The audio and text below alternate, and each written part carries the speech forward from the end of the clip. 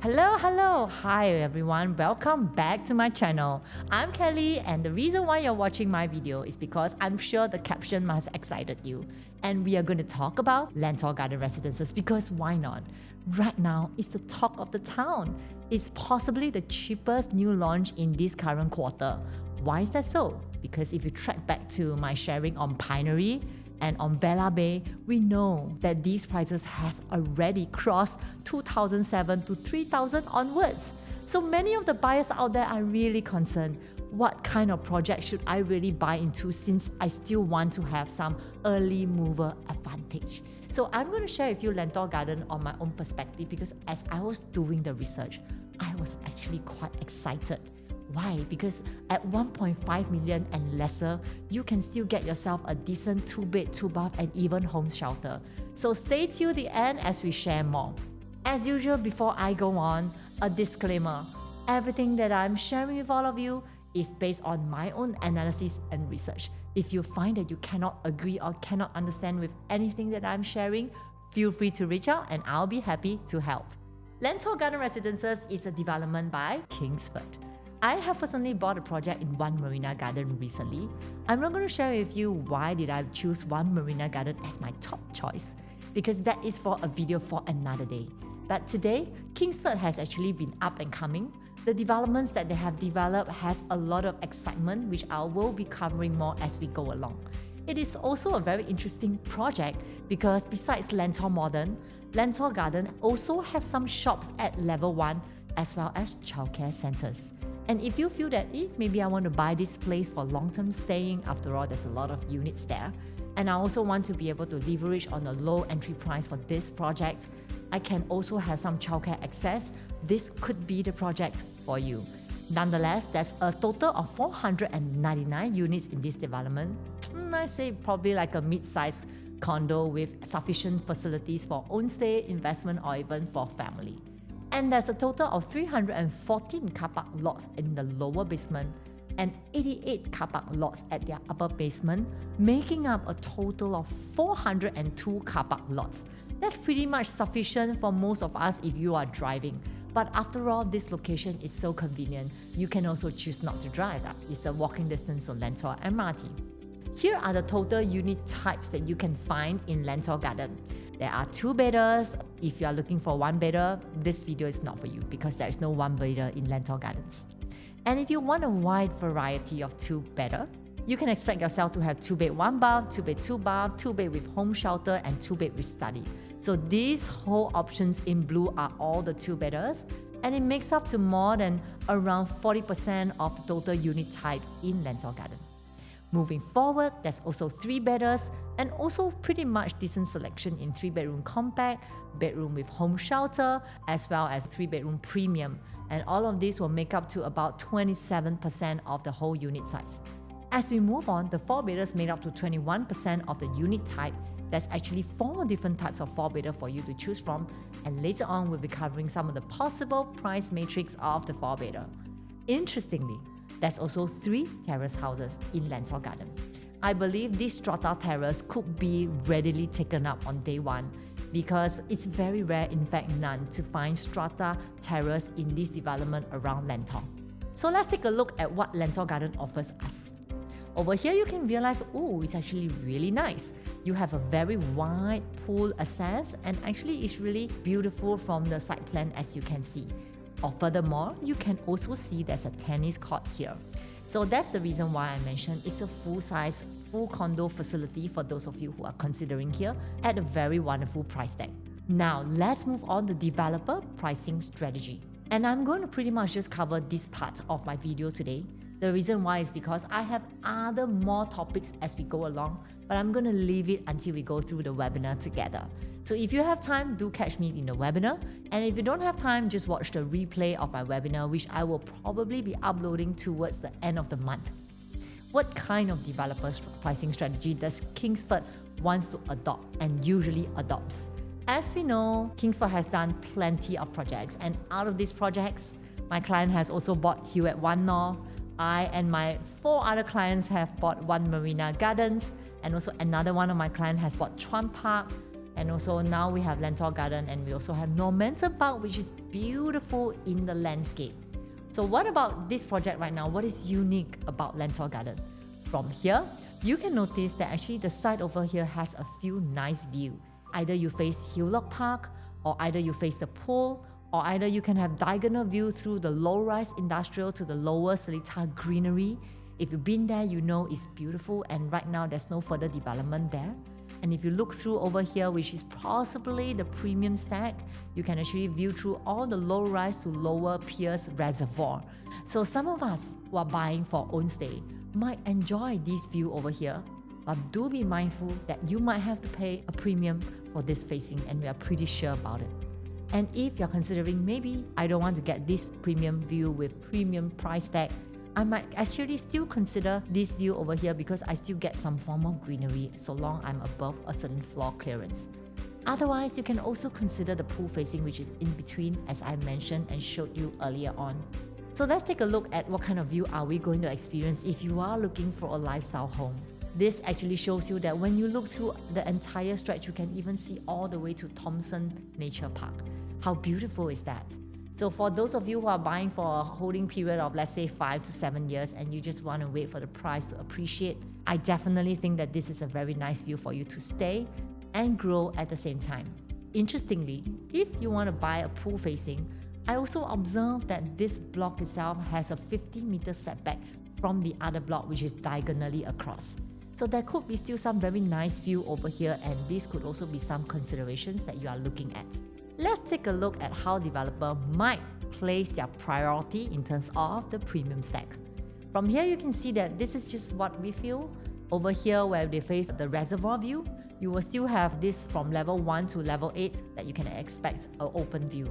And then from here, we'll think that this facing might also be the next premium stack number 2, where you will actually face future Hillock Park.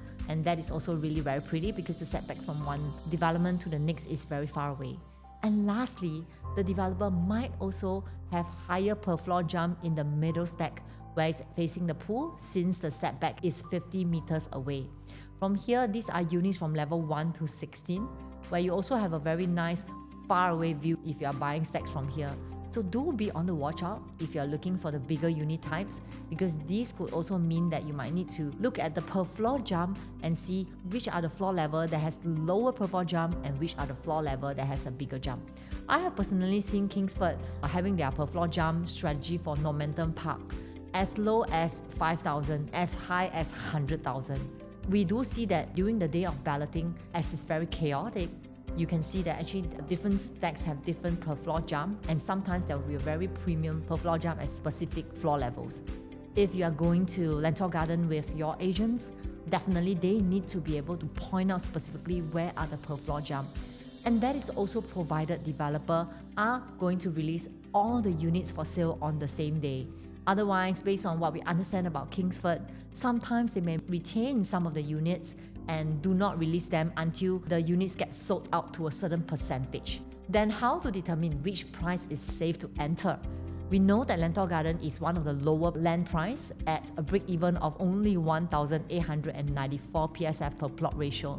As such, there's a lot of speculation on the ground to say that maybe developer may not be so greedy in the way they price. Maybe they may start from 2,000 to 2,001 PSF starting from. Or maybe they might be looking at Guaco land. For Guaco land, they may have to sell at 2,005 to 2,006 PSF starting from because of the entry price. And that's why they may be greedy in the way they price it. They may have some hook to buyers. They may say that, oh, the units start from 2,050 starting from. And by now, you should be very familiar that these are the common hooks that developer like to do to hype up the development. So in any case, I also want to manage your expectation that if you are thinking of which price is safe to enter, definitely you have to stay till the end. Or if you're thinking, hey, actually if they advertise as 2,000 or 2,001 starting from, it is still a very good start for you to consider coming down to Lentor Garden for a show prep preview, so you can actually see for yourself whether this development is for you or not. And of course, we cannot just anyhow randomly buy. There's still going to be a sweet spot that we are going into. Let's take a look at Chuan Park. In Chuan Park itself, in phase 1, the two-bedder actually have a price gap from 2005 to even up to 2007. So in this context, as you see, they are all almost on the same day. They already have a price gap of almost 200 per square feet. That makes up to approximately 8% jump on just phase 1 of the sale. So buyers who are buying Chuan and you happen to enter at 2005, lucky you. But buyers who are buying at the same day 1 launch but at a higher price, then this is possibly the time that you need to adopt a more cautious approach towards whether you want to go ahead and buy or not. You want to take a step back. You want to look at the projects around you and understand whether are there already transactions in this price range, or are you the one setting the benchmark? Because if you are the one setting the benchmark, chances are you might end up having to hold it for a slightly longer time to see more gains. Let's take a look at their 3 betters. For 3 better, I also observed there's a congruency in the way Kingsford do their pricing strategy. You can also see over here that on the same phase 1 launch, from a 2,400 PSF transaction, the next jump can go up to 2,006. That's also about 200 per square feet jump and also makes up to about 8.3%. And that goes the same for their 3 better. Which means to say, I wouldn't be surprised if on the day of launch for Lentor Garden, you might also experience 8% jump from wherever you are entering towards the higher level. So folks, if you are considering Lentor Garden, to us, 3 to 5% is actually good enough. But if it goes up to 8%, this is the time that you need to be very careful and discuss with your agent or whoever you are going with whether is it a safe entry or not. Otherwise, you may find yourself having a hard time trying to offload, and that's a time when nobody really can save you already. So let's understand why Kingsford was so daring and so bold when they decide to have 8% jump for their Chuan Park. If you remember, during the day when they launched, there was no other competitor with them. They were the only one who were launching, and the next launch was Chuan Grove, which is 3 years later. Of course, I know at the time when Chuan Park was launched, the land in Chuan Grove has already been zoned as residential. However, they were not actually up for tender or up for bid. So Chuan Park, which is Kingsford, was very confident that they, being the only one, will have some unfair advantage towards their take-up rate because there isn't any competitor. So that's the reason why you can see 8% jump from their 2 better or even to their 3 better. So let's take a look whether you can find some resemblance in this time in Lentor Garden. Lentor Garden was actually sold and awarded in terms of their land on April 2025. During that time, once again, there were no launch. There was only a zoning over here, which is now known as Lentor Central, as a residential plot. That time there was no bid because it was only put up for tender on March 1 year later in 2026. So Kingsford, when they bid it, it was at around 1,894 PSF per plot ratio. And 1 year later, when Guaco Land bid, actually the land was at 2,378. With this very vast difference of 500 per square feet jump, I'm very sure that this time Kingsford will take a step back and ask themselves, at what price is fair for them to profit enough and fair enough for us to buy? Because the truth is, most developers definitely want to leverage on the market. And here you can see, Lentor Garden actually bid at 1,894 per square feet. And we do expect that their average launch will be around 2,003 to 2,005 per square feet. We expect this to be around here. And 1 year apart, at Lentor Central, which is going to be launched in 2027, the land bid was 2,378 per square feet. We forecast an average launch of 2,005 to 2,008 per square feet, and this is a very conservative forecast.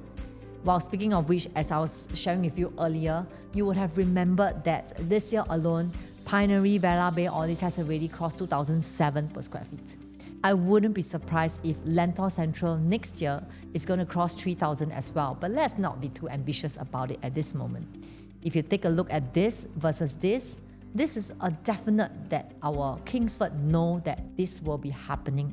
Why the 8% jump is important for you to know is because by looking at the number, you can see that our developers are very clear that this will be the future price. They really have a very big gap from 2001 all the way to 2006 per square feet, because they know even at 2006 per square feet, it is still considered cheap as compared to next year's Lentor Central. So buyers who are thinking of investing, I'm very sure agents will be sharing with you, 2006, if you happen to be the last batch to buy, it's still cheap. Imagine Lentor Central going to launch at 2007, 2008. There's still a bit of gap towards the next launch and you still can have some leveraging on your entry price. But you know me, I'm usually really risk averse. I try to choose the one that is mid to lower risk because why? I want us to benefit the most from our entry price and of course have more flexibility when it comes to exiting. How would I gauge this situation is if you were to enter at 2001 to 2002, I would say that it's really, really low risk. And if you were to enter between 2003 to 2004, I would say it's mid-risk, and of course as a PSF go up, the risk increase.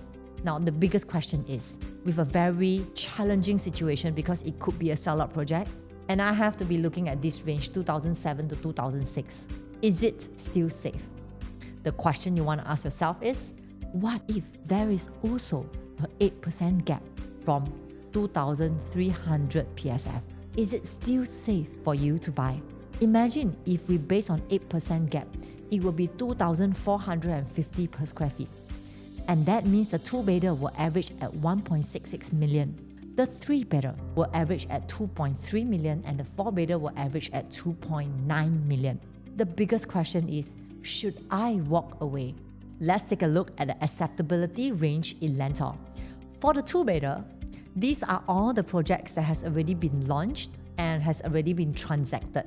From Lentor Modern all the way to Lentoria and all the rest of the projects that you can think of, they are all here. Based on 2-bedder, their average PSF is going at around 2,003 all the way to 2,596 per square feet.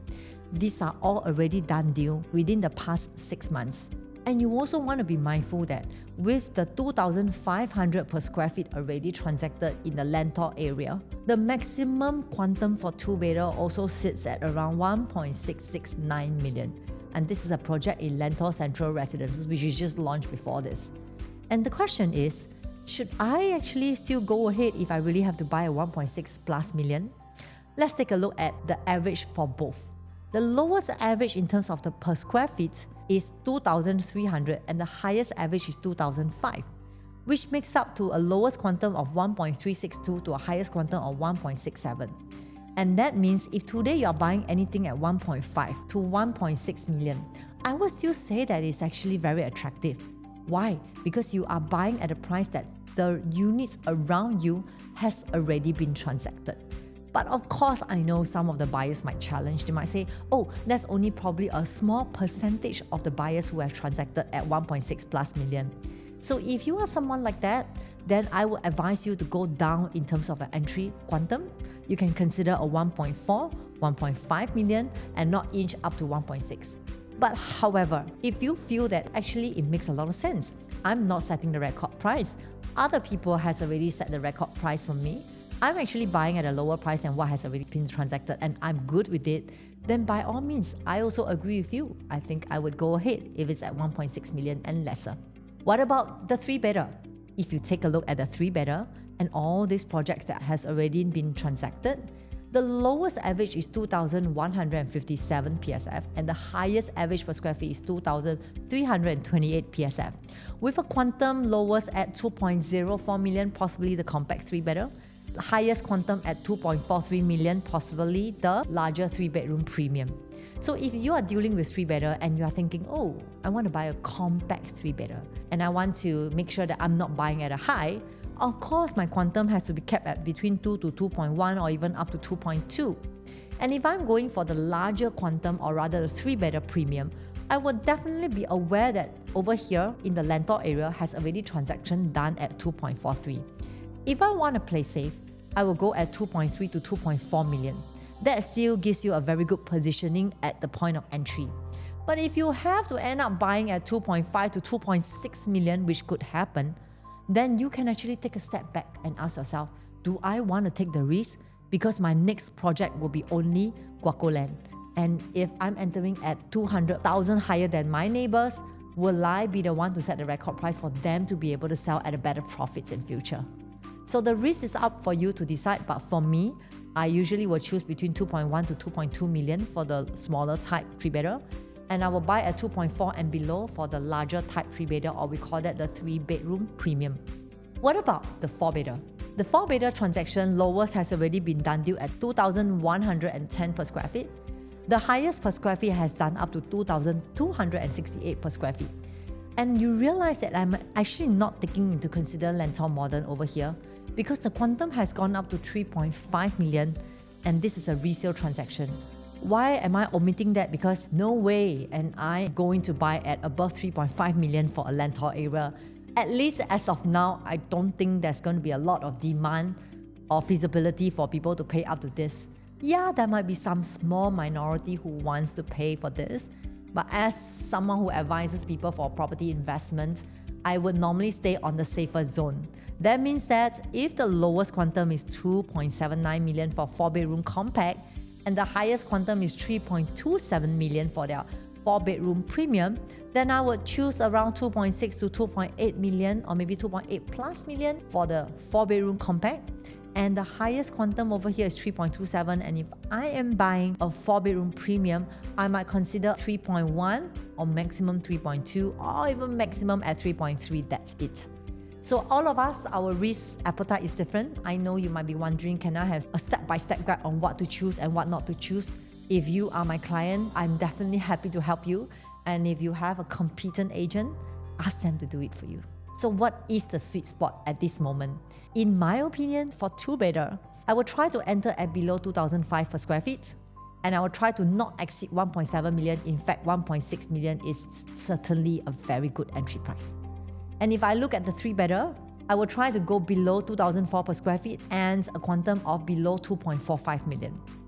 And for the 4-bedder, I will try to go for lower than 2,003 per square feet and the quantum at below 3.3 million. But of course, on the actual day of balloting, we all don't know whether developer is going to go up in their 4-bedder and have a higher PSF for 4-bedder or not. And if this happens, the whole analysis might have to change on that day itself.